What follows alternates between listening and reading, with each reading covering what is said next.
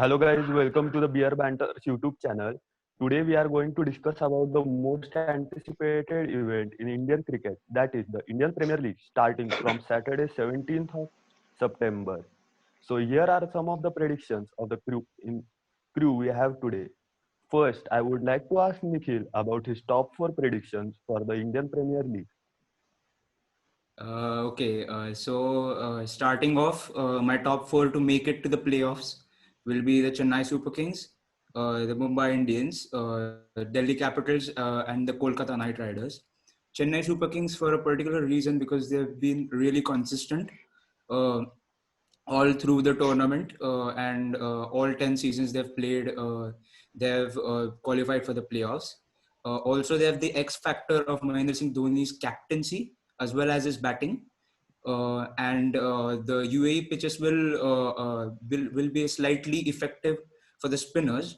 So then comes the experience of Chawla and Tahir, uh, and also the middle order. The Indian core batting is really proper for the CSK. Then coming on to the Mumbai Indians, last year's champions, they have pretty much all the bases covered with a captain who is in his purple patch in Rohit Sharma, and he's going to open as he confirmed today in the evening. Uh, they have a really balanced side with Trent Bolt coming in for the. So moving on to the Delhi Capitals, they're looking really strong with that Indian core, the core group with the leadership of Ajinkya Rahane coming in. I don't know if he's going to play in the starting 11, but they have pretty much all bases covered with the death bowling, the finishing, and the really explosive opening pair.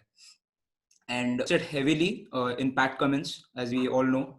And they have the leadership of Owen Morgan, who is the World Cup winning captain.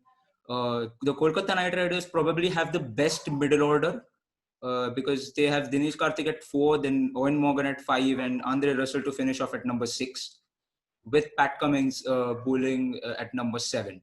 So Kolkata Knight Riders have a really good chance with Shubman Gill, Sunil Narine batting really well at the top order to make it to the playoffs.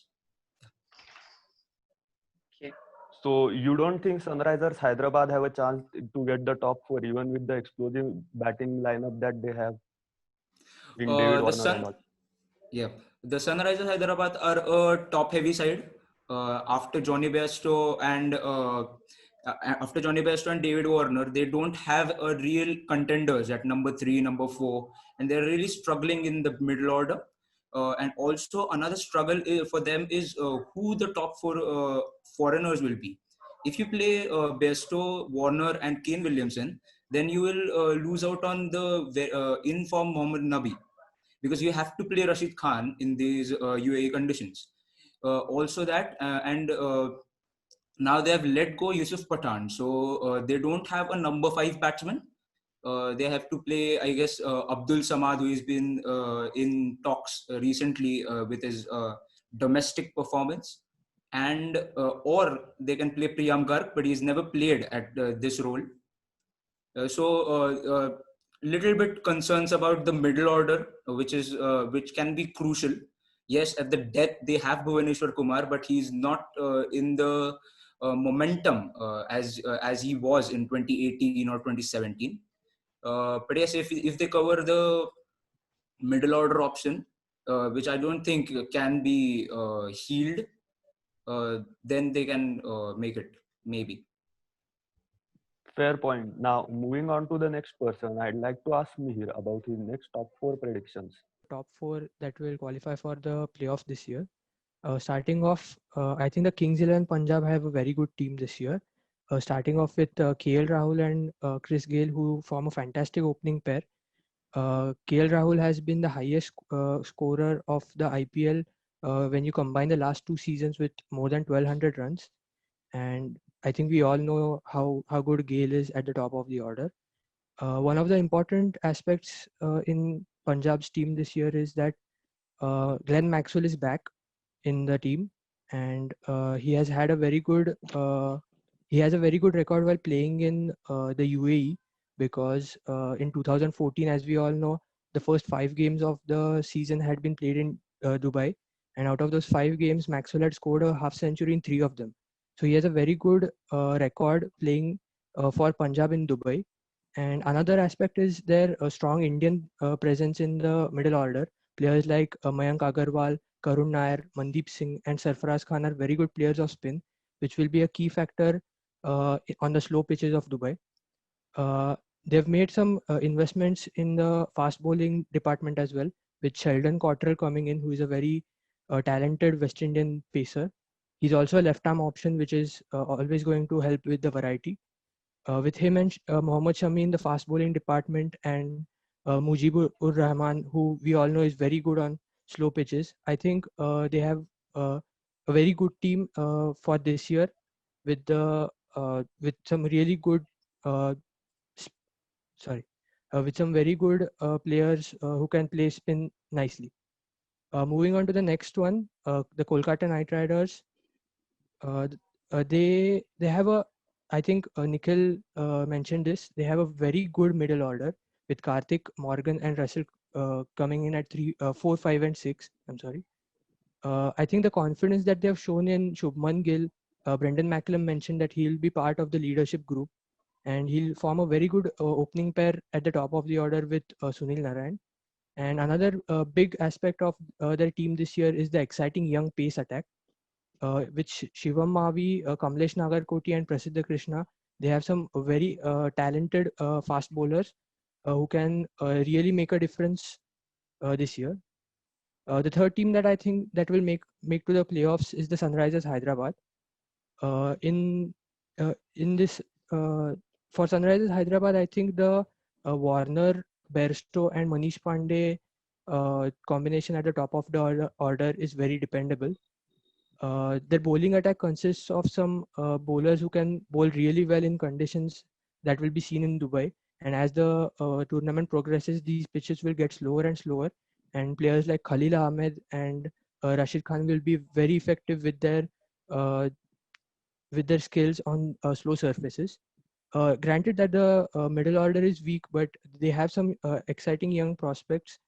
We have Priyam Garg, who is from the under 19 team, and Vijay Shankar will also have to step up if Sunrisers Hyderabad are to make to the playoffs. And finally, I think one of the teams that I'm pretty sure will make to the playoffs this year is the Delhi Capitals. The Delhi Capitals have a really balanced team. They have the first 11 that they have, like the probable 11 that they'll play. It consists of 7 Indian players who have all played for the international team, and I think for every spot in their 11, they have 1 or 2 backups ready, and that is, I think, one of the most important part of a long tournament like the IPL. They have a left-handed bowling option in Daniel Sams, who was recently added to the team because Jason Roy pulled out. And they have a variety in the spin department with Ravichandran Ashwin, Akshar Patel, and Amit Mishra providing various different kinds of spin bowling. Uh, I think the addition of Shimron Heitmeyer will help them with the finishing in the death overs, because that was one of the major concerns that the Delhi Capitals faced last year. And of course, uh, we know that Delhi Capitals haven't had a great record in the IPL till now, but last year they showed some really amazing temperament getting to the playoffs, and I think they have it in them to make it to the end this time.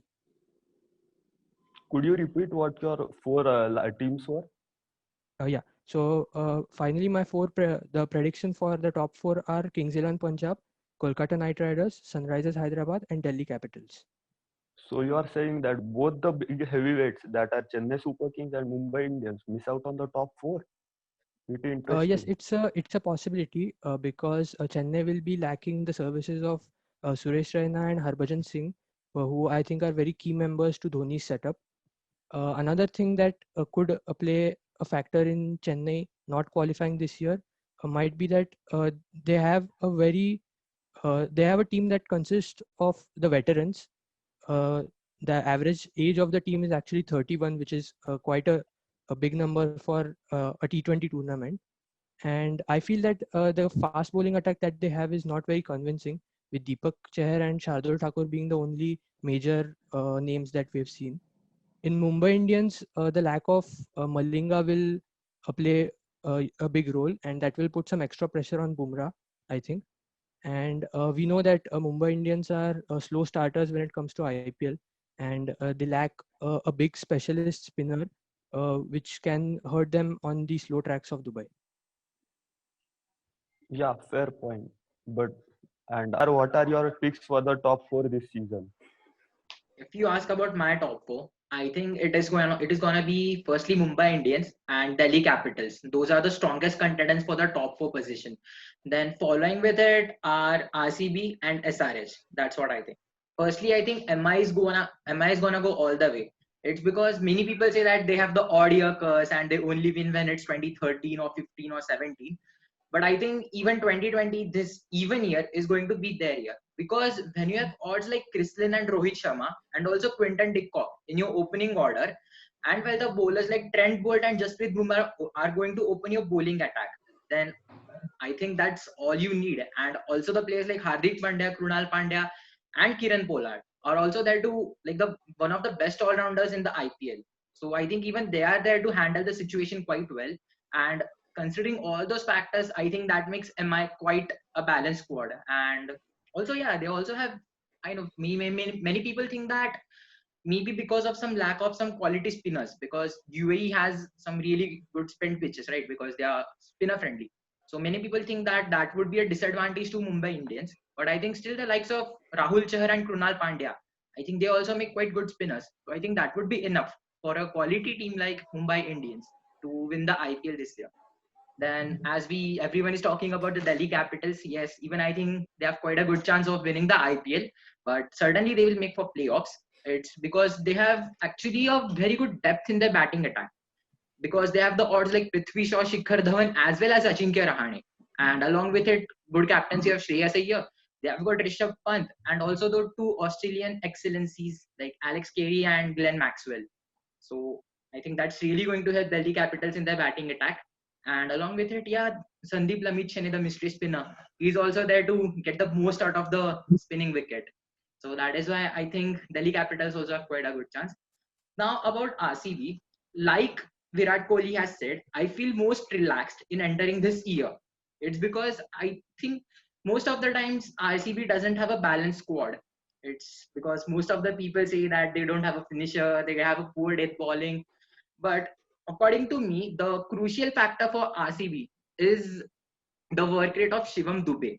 It's because what Hardik Pandya has done for Mumbai Indians is really good, because he's provided some brilliant finishings, and as well as he has been crucial for the Mumbai Indians bowling attack because he has also picked up few wickets. Now, if Shivam Dube manages to do what 80% of Hardik Pandya has done for Mumbai Indians, I think that would help RCB a lot, because that would also give them a finisher, also someone who can bowl some slow deliveries at the end and in the death. So I think that is where Shivam Dube is really crucial.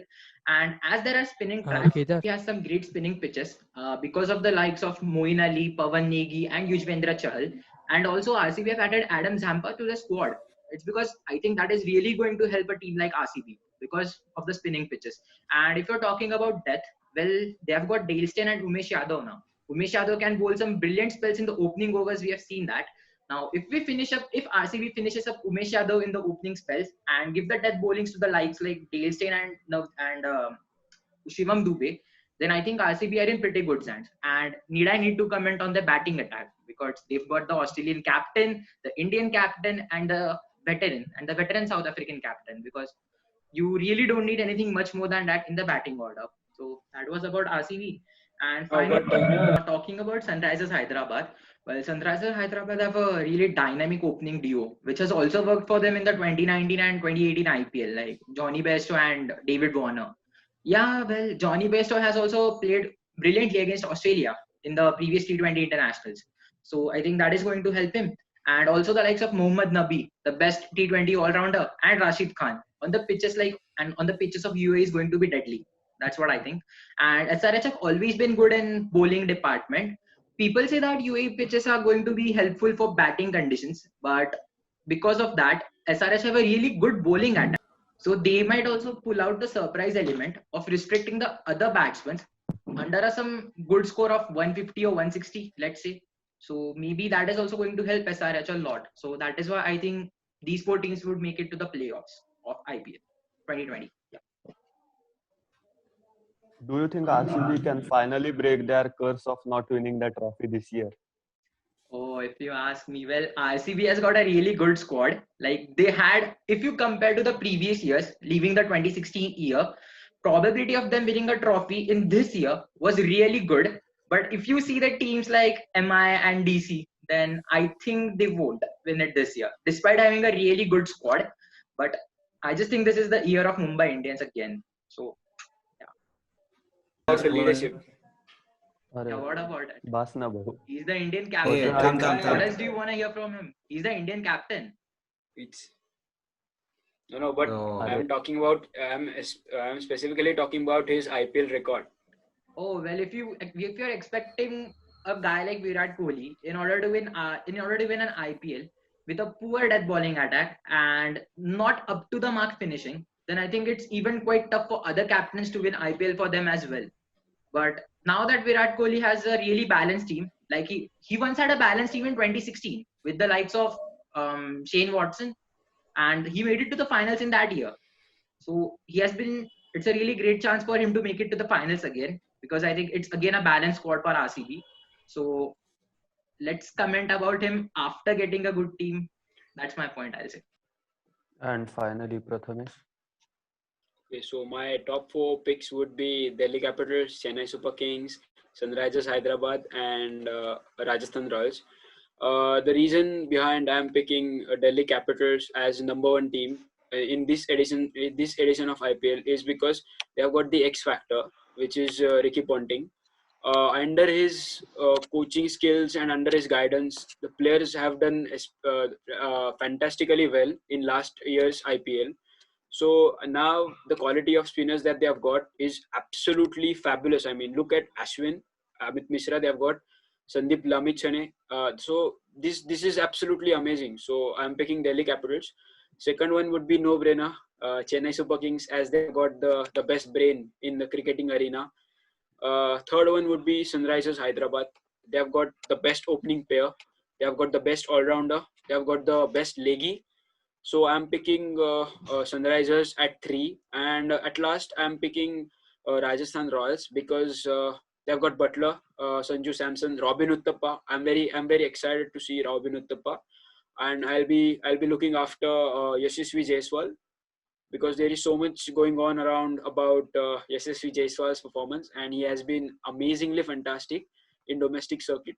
And of course, Jofra Archer. Jofra Archer has been absolutely amazing for Rajasthan Royals as well as England. So, and the fact that I'm picking this Rajasthan Royal team because if you look at their overseas players are mainly from England and Australia, and England and Australian players have the experience of playing the games without crowd. And yeah, I mean, I know there is no point in discussing about whether there will be a crowd or not, but this will affect the mental sort of condition of players, because there would be some sort of lack of motivation would be there, because audience, as we all say, audience is the 12th man of the team. So I think that's the factor. I think that fascinates me about Rajasthan Royals.